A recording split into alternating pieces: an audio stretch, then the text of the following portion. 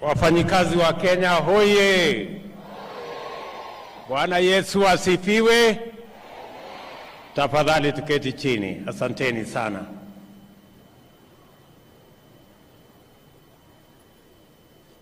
Kwanza mimi nataka nichukue nafasi hii kwa heshima kubwa katika siku hii ya Labor Day tarehe 1 mwezi wa 5 2023 kuwashukuru wafanyikazi wote wa Kenya na vile kuwapongeza wafanyikazi wote wa taifa letu la Kenya nikisema Happy Labor Day. Nichukue nafasi hii kuwashukuru ninyi na Wakenya wote kwamba mwaka uliopita tarehe 9 mwezi wa 8 sote tulienda kwa uchaguzi, tukachaguana kwa njia ya amani, tukamaliza ukabila na tukaweka taifa letu katika ramani mpya ya kwamba Wakenya wanaweza kutimiza haki yao ya kikatiba ya uchaguzi kwa njia ya ungwana na kwa njia ya amani. Mimi nataka niwashukuru wafanyikazi wa Kenya wote kwa sababu ya kushiriki katika uchaguzi huo kwa njia iliyofaa. Pongezi na asanteni sana. Nataka vile kwa njia ya kipekee na kwa heshima kubwa ni washukuru wa Kenya, wengi wao wafanyikazi walionipatia nafasi kwa kura zenu na kwa maombi yenu niwe kiongozi wa taifa letu la Kenya wa 5. Nataka niwaambie asanteni sana. Nataka niwapongeze Wakenya wote. Najua Secretary General wetu wa KOTU amesema hapa ya kwamba wengi wa wale ni viongozi wa wafanyikazi na watu wengine wengi walipiga kura kwa upande wa Azimio. Mimi nataka niwaambie viongozi hawa na Wakenya wote, sote tulioenda kwenye uchaguzi, ya kwamba kila Mkenya ambaye aliamka asubuhi na mapema na akaenda akapiga kura kutekeleza wajibu wake wa kikatiba wa kuchagua viongozi, mbali na kuchagua wa mrengo hii ama mrengo mwingine, mimi nawaambia Wakenya wote walioenda kwa uchaguzi, pongezi zangu nyingi sana. Every citizen of the Republic of Kenya that woke up early to exercise their right to choose leaders for our country deserves celebration and congratulations. Irrespective of which way you voted, you exercised your right. Hakuna Mkenya alifanya makosa kupiga kura upande wowote. Ni haki yetu ya kikatiba kuhakikisha kwamba tunachagua viongozi wetu. Wale wa Kenya ambao hawakuenda kupiga kura, hawa ndio wanahitaji tuwazungumzie, kwa sababu wale ndio wenye makosa. About 35, almost 40% of the citizens of Kenya who are eligible to vote hawakuenda kupiga kura. Wale ndio pengine wako na makosa, lakini kila Mkenya ambaye aliamka akapiga kura, akapigia Kenya Kwanza ama akapigia Azimio, huyo ni Mkenya mzalendo mwenye amesimama na kwenda kupiga kura ili tuwe na demokrasia na tuchague viongozi wetu kupitia kwa njia ya demokrasia. We are a democratic nation and no citizen should be judged for voting whichever way they voted. Nataka niwaambie viongozi walio hapa wa movement yetu ya Labour, the Labour movement leaders. Nataka viongozi hawa wote, nimekuja hapa katika sherehe hii ya kwanza ya Labour Day ili nikubaliane na nyinyi, tushirikiane, tufanye kazi pamoja kuwahudumia wafanyikazi wa taifa letu la Kenya. Na nimekuja mapema kwa sababu nimeambiwa mapema ndio best.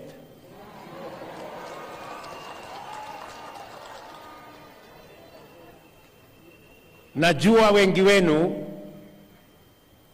mulinilima sana.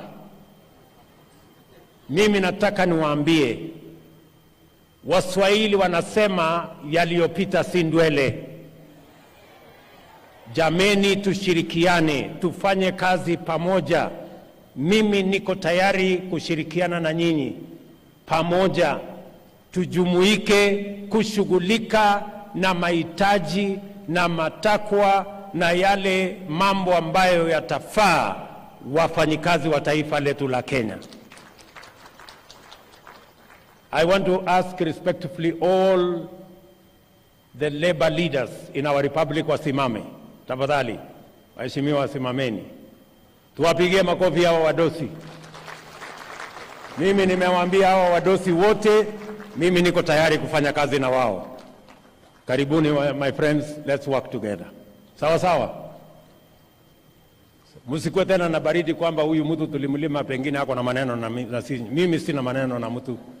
Nyinyi mlitekeleza wajibu wenu wa kikatiba kupiga mahali kura mlipiga. Ile imebaki sasa ni kwamba hawa wafanyikazi waliowachagua, pia hawa wafanyikazi wamenichagua. So we share the employer. Nyinyi mmechaguliwa na hawa na mimi pia nimechaguliwa na hawa. Sisi wote ni wafanyikazi ya wananchi wa taifa la Kenya. Tushirikiane.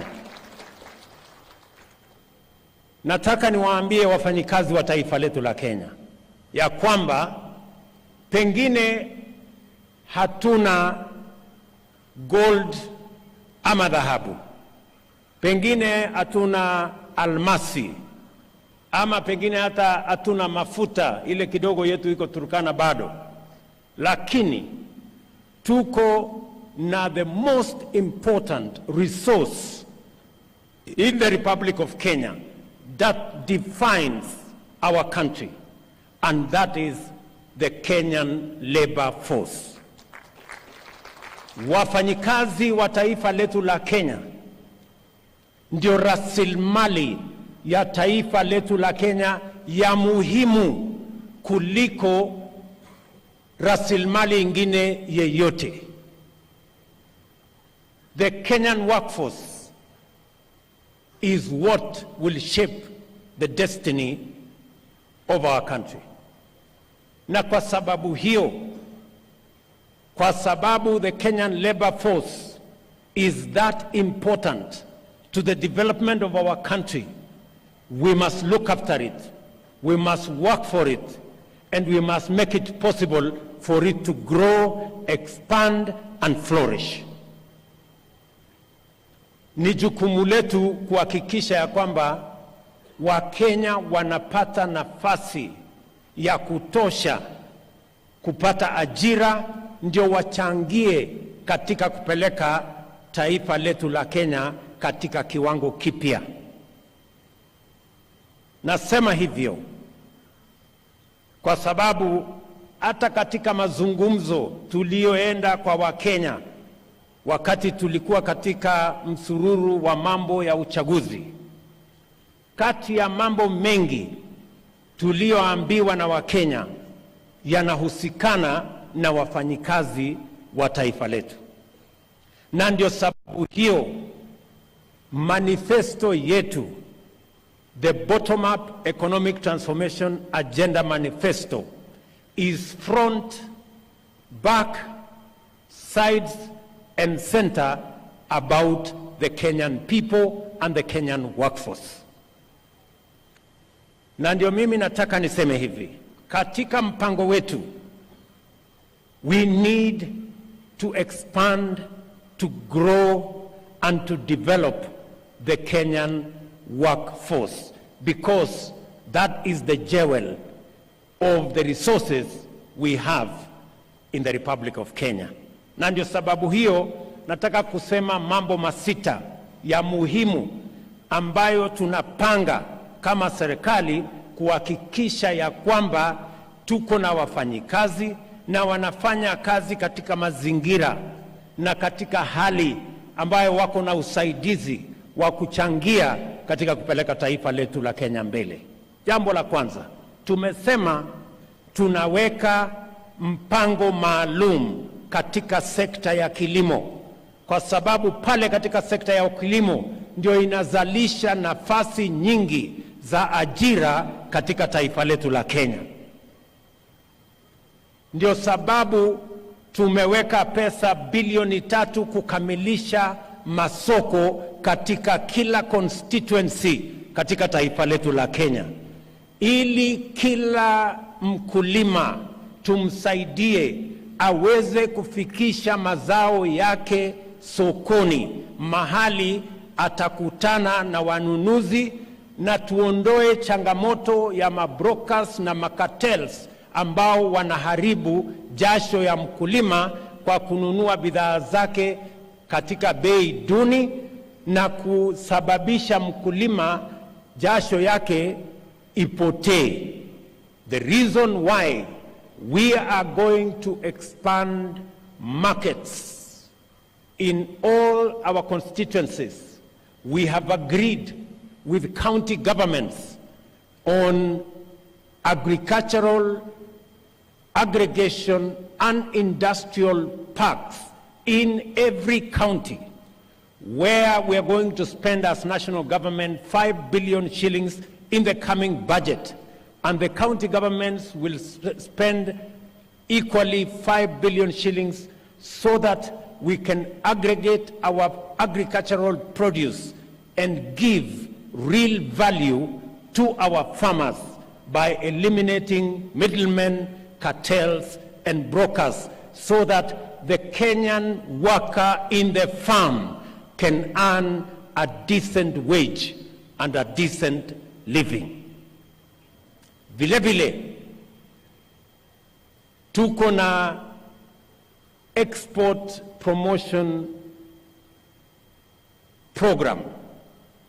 Tuko na EPZ ya Athi River, tuko na EPZ katika sehemu mbalimbali, tunaweka EPZ Dongokundu, tuko na EPZ mpya Naivasha, tunaanzisha special economic zones zingine 5 katika taifa letu la Kenya, katika nia na mpango yetu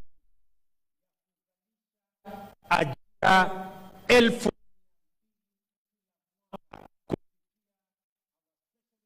zones and our export economic zones, kwa sababu tunataka kuhakikisha kwamba wale wafanyikazi wanafanya kazi katika our export zones and our special economic zones wanaongezeka, na pia tuongeze sehemu yetu ya export ya bidhaa zinatotoka mashambani katika taifa letu la Kenya. Hiyo ni jambo la pili. Jambo la tatu, tumekubaliana ya kwamba wafanyikazi, wafanyibiashara, wale wa small, medium and micro enterprises, tuwe na mpango maalum, na ndio nimetengeneza wizara maalum ya cooperatives and MSMEs, ili kushughulikia wafanyabiashara wetu wadogo, kuanzia mama mboga, kwa bodaboda, mtu ya kinyozi, mtu ya kiosk, wale wote tuwaweke katika mahali ambapo wanaweza kupata pesa ya kuendesha biashara zao, hata kama hawana title deed, hata kama hawana logbook. Tuwe na a new collateral mechanism that enables micro, small and medium entrepreneurs to access credit even if they do not have other securities.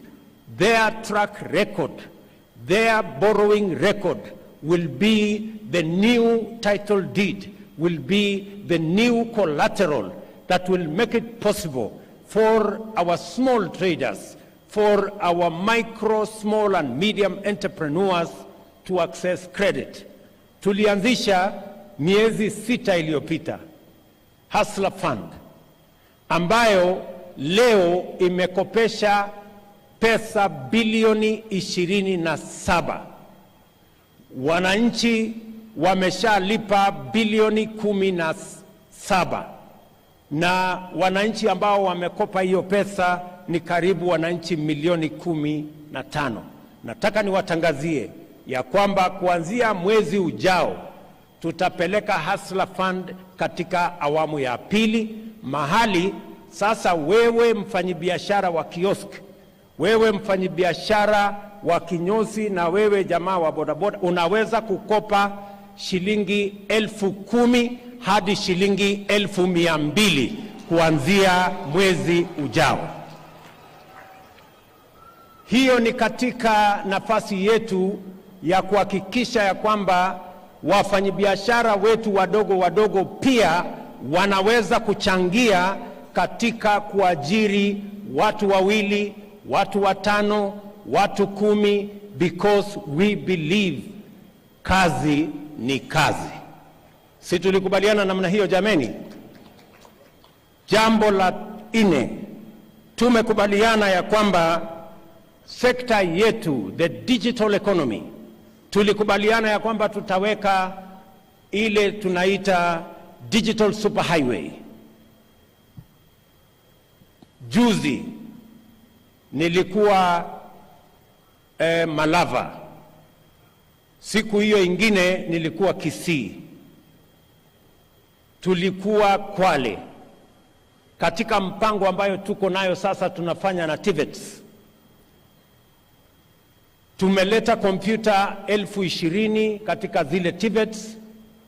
Sasa tunataka wabunge wetu, tutashirikiana na wao, tuwe na digital hubs in every ward in the Republic of Kenya, so that we can tap into the digital economy and we can move our young people in their millions into digital jobs, kwa sababu kuna ajira ajabu katika sekta ya teknolojia, na kwa sababu Wakenya ni wafanyikazi na umaarufu ya wafanyikazi wa taifa letu la Kenya inajulikana kimataifa. Hiyo sekta ambayo vijana wengi wa taifa letu la Kenya ni wanaelewa zaidi, the digital space. The reason why we are expanding our digital footprint across the country is because we want to tap and connect our young people with digital jobs that will be possible under the whole program that connects young people to jobs anywhere in the world.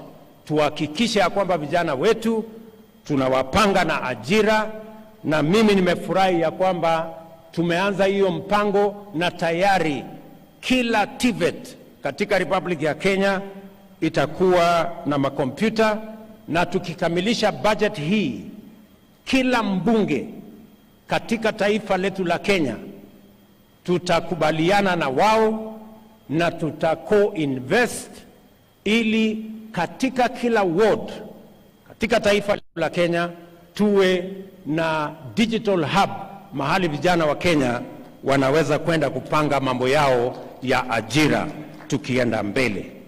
Tumekubaliana vile waziri hapa amesema ya kwamba tuko na nchi nyingi ambazo wanatuuliza wanataka wafanyikazi wa Kenya. Nilikuwa Ujerumani na kiongozi wa Ujerumani atakuwa hapa on Thursday. Chancellor wa Ujerumani atakuwa hapa Thursday. Na katika hiyo mkutano tumekubaliana tutasign bilateral labor agreement ili wananchi wa Kenya wapate nafasi, kwa sababu wametueleza wanahitaji wafanyikazi milioni 250 kila mwaka Ujerumani, na wanataka wa Kenya wachangie kwa wale wanataka kupata kazi hizo Ujerumani. Tuko na nafasi za ajira Canada, tuko na nafasi ya ajira kule Marekani, tuko na nafasi za ajira UAE, Saudi, tuko na nafasi za ajira katika sehemu tofauti. Tuna sign bilateral agreements 10 vile waziri amesema in the next couple of months, ili nafasi ya ajira ipatikane kwa vijana wa taifa letu la Kenya, kwa sababu kwa sasa mnajua ile pesa tunapata Kenya kutokana na wafanyikazi wanaofanya kazi nje ya Kenya, tunapata bilioni 400 kila mwaka. Wale wafanyikazi wanafanya kazi nje ya Kenya hata wamepita pesa tunapata kwa chai, wamepita mapato yao imepita pesa tunapata kwa kahawa ama hata horticulture, kwa sababu ni nafasi nzuri. Na nchi nyingi duniani imejenga uchumi zao kwa kupanga vile wafanyikazi wao ama wananchi wao wanaweza kupanga ama kupata ajira katika nchi zingine. So tutakuwa na mpango ya kuzalisha ajira hapa nyumbani, na vile tutakuwa na mpango ya kuzalisha ajira ama nafasi za ajira katika nchi zingine. Jambo la 5, si niliwaambia tuko na mpango? Jambo la 5, katika mpango yetu ya housing tumesema ya kwamba tuko na upungufu wa manyumba. Wananchi milioni 6.5 Kenya wanaishi katika vitongoji duni katika miji yetu hapa Kibera, kule Mathare, Kawangware, sehemu hizi zote. Na nafasi hiyo tunaweza kuibadilisha. Ile changamoto ya kukosa nyumba tunaweza kuibadilisha iwe ni nafasi ya kupanga ajira ya vijana wetu. Tumekubaliana kama serikali ya kwamba tutakuwa tunajenga nyumba 200,000 Kenya mzima kila mwaka, na hizo nyumba 200,000 tunahitaji vijana zaidi ya 1,000,000 kutusaidia kama plumbers, electricians, watu ambao ni carpenters, wale masons, wafanyikazi wa mkono, wale wote tunahitaji vijana zaidi ya 1,000,000 kutusaidia katika hiyo mpango. Mimi najua ya kwamba kazi hiyo, nimeanzisha nyumba kadhaa hapa Nairobi. Hapa Nairobi saa hizi tumefikisha nyumba 40,000 ambazo tunajenga. Nitakuwa hapa Makongeni tena in the next 1 month kuanzisha nyumba 30,000 zingine, na tunataka kuhakikisha ya kwamba hiyo mpango katika budget yetu tumeweka nyumba 100 katika kila constituency as the catalyst ya kuhakikisha kwamba tunaanza kuspread mambo ya ujenzi wa manyumba, ili tuhakikisha kwamba vijana wetu wanapata ajira. Watu wengi na naona viongozi wengine wanashinda wakishangaa, mbona huyu hasla anasukuma sana mambo ya ujenzi wa manyumba? Sikizeni, the reason why we are pushing the housing plan ni kwa sababu nchi zingine wamegundua ya kwamba ajira, huwezi tu kusema ajira itapatikana. You must have a plan. Huwezi tu kusema uchumi itakuwa alafu ajira itapatikana. Hapana, lazima uwe na mpango. You must be deliberate about where and how many jobs you are going to create in which sector and for what reason. Wale ambao wananiuliza maswali kwamba hii nyumba unaongea juu yake, wewe uko na haja gani na ile nyumba mimi naishi? Siwache tu mimi nijipange na nyumba yangu. Mimi nataka niwaambie hawa wadosi, tafadhali, unajua mpango ya housing sio nyumba peke yake tunatafuta. Hapana, tunatafuta pia ajira ya hawa vijana, kwa sababu na hiyo ndio muhimu hata kuliko ile nyumba tunajenga. Kwa sababu tusipopanga ajira ya hawa vijana, watakuwa wanatungojea barabarani, watakuwa wanahangaika mitaani, wataingia kwa madawa ya kulevya, na sote tutapata hasara.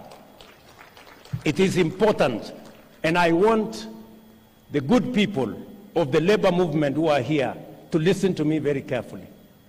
I know muko na maneno kidogo na mimi hapo, lakini I am going to explain myself mpaka tukubaliane vile tutaenda mbele pamoja. Mimi nataka tukubaliane hivi. I said 5 things.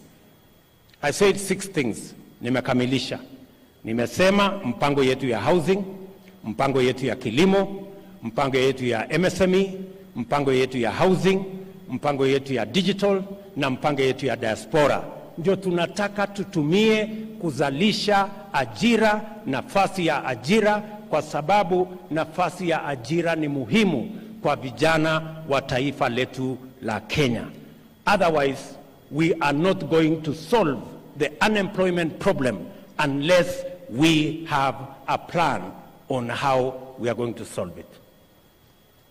Ya tatu, jambo la tatu, ili hii mpango yote hii iendelee, lazima vile vile tuhakikishe ya kwamba wafanyikazi wa taifa letu la Kenya pia wanashughulikiwa.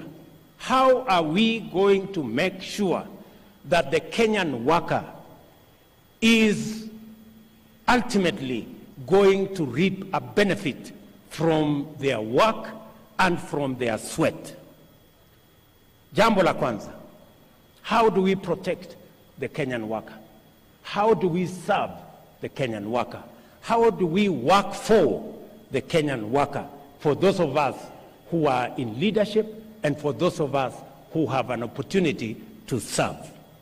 Number one, we must make sure that when the Kenyan worker, after working for 10, 20, 30, 40, 50 years, they can retire in dignity. Today, Bwana Atwoli na hawa viongozi, nataka niwaongeleshe as one of you, as a leader like you. Hawa wafanyikazi ni jambo la kusikitisha sana, kwamba baada ya miaka 50, miaka 40, Mkenya amechangia jasho yake, amefanya bidii, anaenda katika maisha ya umaskini. Kenya, the Global Age Watch Index, you people in the labor movement should know it. The Global Age Watch Index inasema Kenya, kwa zile nchi ambazo zimefanyiwa utafiti, Kenya ni nchi namba 72 kwa nchi 96. Karibu sisi tuko mkia kwa wale watu wanaenda nyumbani ama wanaretire kwa umaskini. Why should the Kenyan worker retire into poverty? Lazima tujiulize. Lazima nyinyi kama viongozi wa labor movement, you must ask yourselves, how can you be leaders in the labor movement when the people you lead end up in retirement in poverty? And it is the reason why Mimi nimekuwa na shida sana na mzee Atwoli for a very long time. Nilikuwa nauliza Atwoli, wewe unapinga hii 6%. Wewe unasema mwananchi atoe shilingi 200 kila mwezi. Ati hiyo ni pesa ya retirement, 200 shillings. Mwananchi akitoa 200, mfanyikazi akitoa 200, employer anatoa 200. Sasa mimi nataka nikuulize, 200 inakuwa 400. Hata kwa maombi, hata kwa dawa, hata kwa uganga, utafanya nini 200 iweze kutosha kulinda huyu mtu akienda retire? Inawezekana kweli shilingi 200 kubadilisha maisha ya mtu? It's not possible. And that is why we have age-old poverty in Kenya, and we are 72 out of 79. Who has contributed? Sasa mimi nataka niwaulize viongozi wenzangu, mko hapa sasa, nyinyi mnasema ni sawa mtu wa contribute 200, na hii sio pesa, sio tax. It is not tax. Hii ni pesa ya mwenyewe, pesa yako ambayo utatumia ukienda retire. Hiyo ni tax, sio ni pesa yako. Unaweka tu kwa akiba, na Waswahili wanasema akiba haiozi bwana, ama namna gani? So the reason why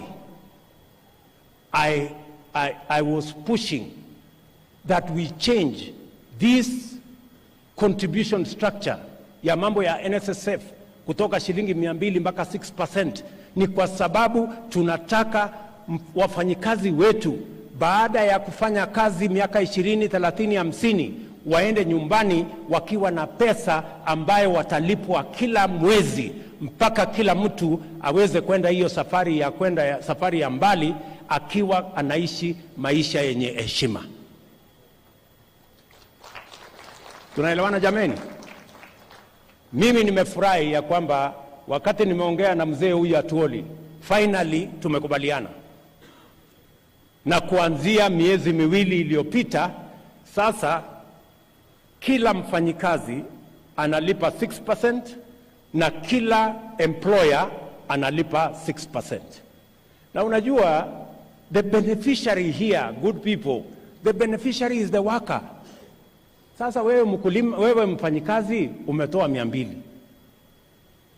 Sasa yule employer wako atatoa tu 200. Lakini ukitoa 1,000, he will be forced kutoa nini? 1,000. Mwenye amefaulu ni nani? Si ni mfanyikazi, kwa sababu ile pesa yake ya retirement imeongezeka. That is the logic, my friends. In the last 2 months, let me give you the statistics. In the last 2 months, baada ya sisi kuimplement 6%, pesa ya retirement ya wafanyikazi imeongezeka kutoka 1.2 billion every month. In the month of February ilikuwa 2.5 billion. In the month of March ilikuwa 3.5 billion. I promise you, in the next 3-4 months, it is going to be the maximum, which is going to be 6.5 billion shillings every month. Money that will be available to the Kenyan workers in retirement. Nyinyi mnanielewa jameni? That is the thinking.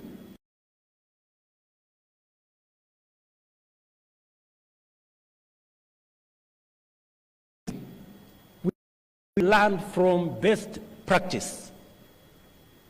Mimi nataka niwahakikishie, kama mimi pia nikiwa ni mfanyikazi, nimeajiriwa kama vile nyinyi na wananchi wa taifa letu la Kenya, ya kwamba hiyo statistics ambayo nimepatiwa kutoka Wizara ya Labor ni kwamba we are only at around 60%. Wale watu ambao wame ratify na tayari sasa wana contribute from the 3.6 million workers we have on payroll, already 2.5 million wameanza kulipa 6%. Imebaki only 1 million, and I am confident that progressively we will get to the numbers and we will begin the journey. Kwa sababu nataka niwaeleze, and I have to tell you this because by God's grace I am the leader today in Kenya, ya kwamba Kenya, the culture of saving, we are only at 8% of GDP. Nchi zingine ziko all the way to 55% of GDP. Ndio munaona tunaenda kukopa pesa kutoka China, kwa sababu in China their saving culture is at 55% of GDP. Hatutaki kwenda kukopa pesa China tena.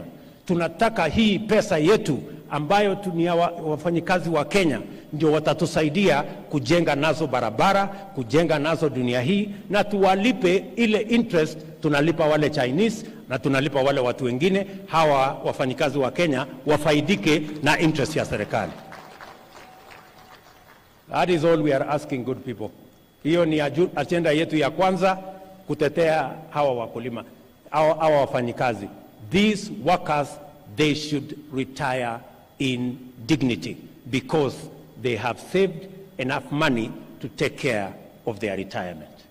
Jambo la pili, ili tuweze kuprotect these Kenyan workers, jambo la pili ni mambo ya matibabu, NHIF na matibabu in general. Niliwaahidi wa Kenya ya kwamba tutachunguza upya maneno ya afya. Wakenya wengi, karibu Wakenya milioni moja, statistics show that up to 1 million Kenyans sink into poverty because of medical bills, meaning that many families end up in poverty because a loved one got sick. They sell everything, they sell their produce, they sell their wares, they sell their property and end up in poverty. And we must address ourselves to the issue of health in Kenya. Niliwaahidi ya kwamba hii mambo ya health tutaichunguza. Mimi nataka niwatangazie hivi. Nimeketi chini na wizara yetu ya afya, tumepanga ile mpango tulikuwa nayo. Niliwaahidi ya kwamba tutaanza mambo ya health upya. We are going to have a paradigm shift in the delivery of our health products in Kenya. We are not going to go the route that we have always invested in curative health. We are going to go the opposite direction in promotive and preventive health interventions. Hatua ya kwanza ni ile Sakaja amesema hapa.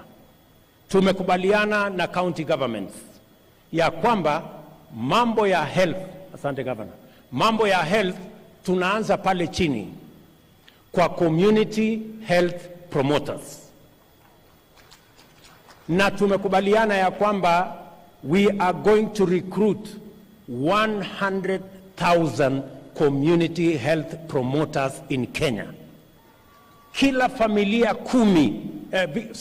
kila familia 100, munisikize vizuri, kila familia 100 tutakuwa na community health promoter moja ambaye kila mwezi atatembelea kila familia, na tumempatia equipment ya kupima pressure, kupima nini, ili ugonjwa yako tuanze kubambana naye mapema kabla hujaenda hospitalini.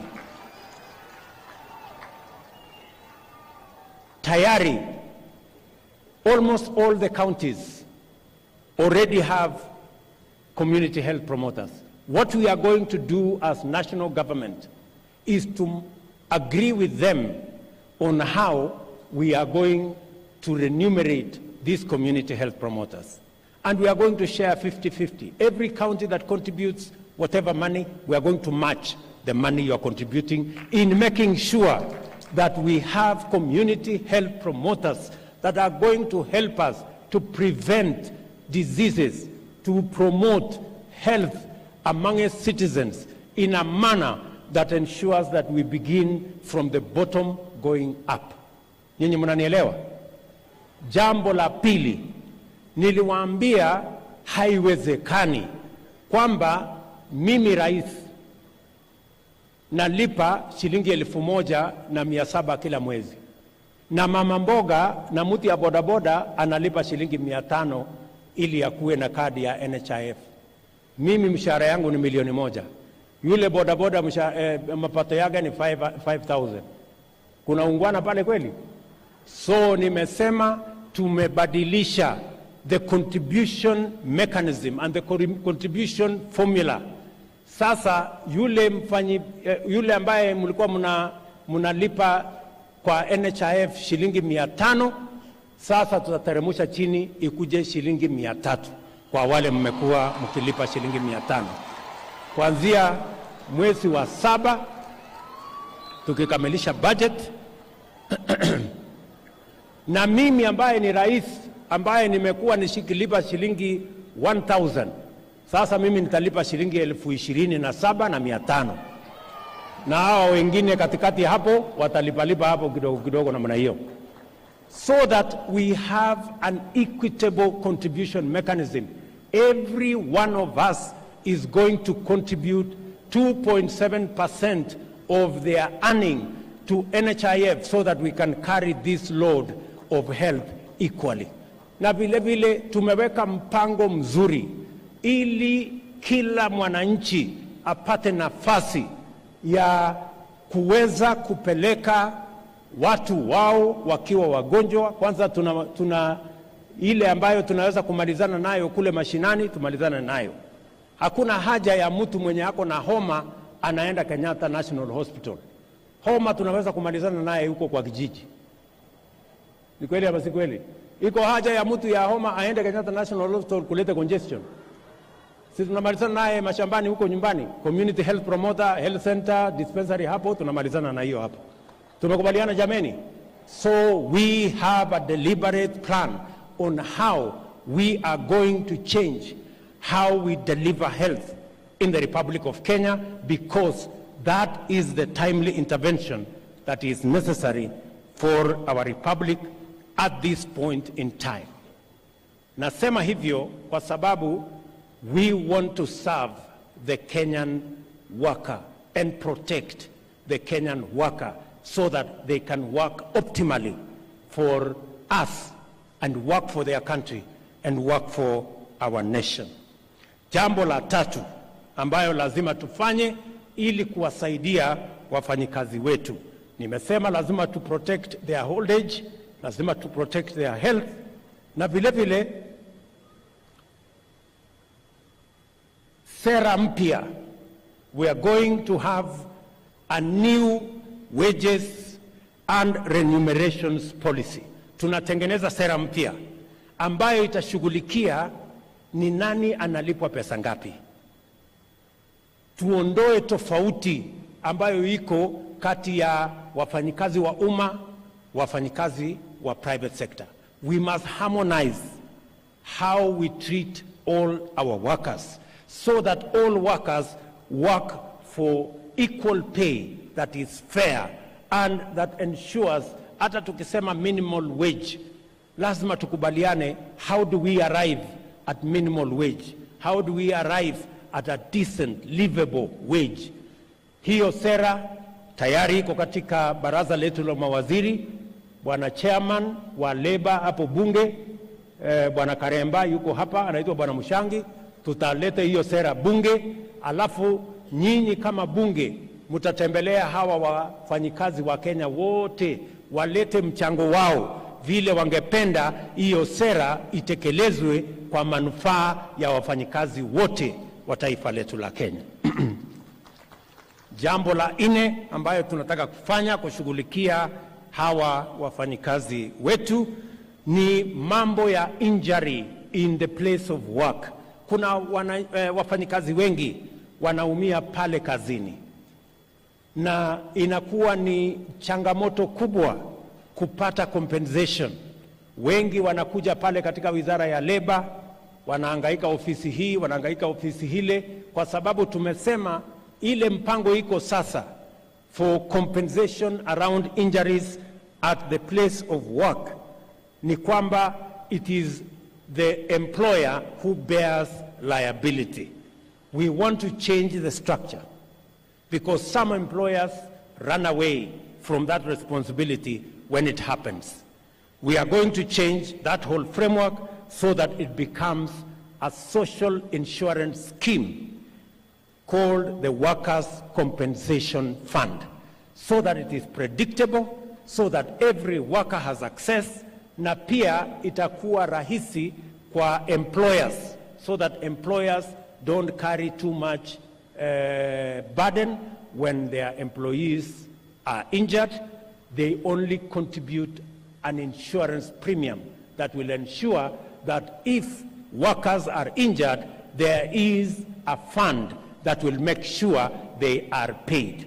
Some of the workers lose their limbs, they lose their hands, and that is what makes them underpay. We must be able to compensate workers in that manner. Vile vile, mimi nataka niseme ya kwamba wakati nimekuwa hapa, nimeona vibango ambazo zimepita hapa. Wafanyikazi wakisema wanataka ile section, ile ILO Convention 189 on decent work for domestic workers. Nimeshaongea na waziri wetu, anapanga. We are going to discuss in the next cabinet. My deputy here is going to lead that charge so that we can conclude and we can ratify the Convention on Decent Work for Domestic Workers, ILO Convention number 189. Nataka vile vile niwahakikishie ya kwamba ILO Convention number 190 ambayo pia inashughulika na maneno ya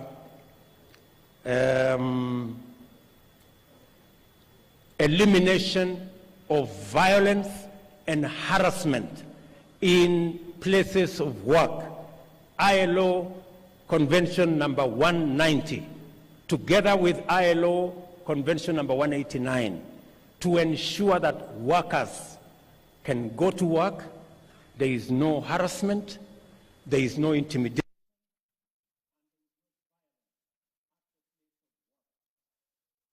Government, we are working on it. In the next 3 months, we will have concluded the ratification of those two conventions so that we can protect the Kenyan worker as they serve our country and as they work hard for our nation. Nilisema ya kwamba tunaongeza wale wanafanya kazi, but we must also protect them. We must make sure that they end up in decent retirement. They must also live in an environment that health is provided. And finally, let me say that as the government of Kenya, we must continuously work on reducing the cost of living. Sisi tunataka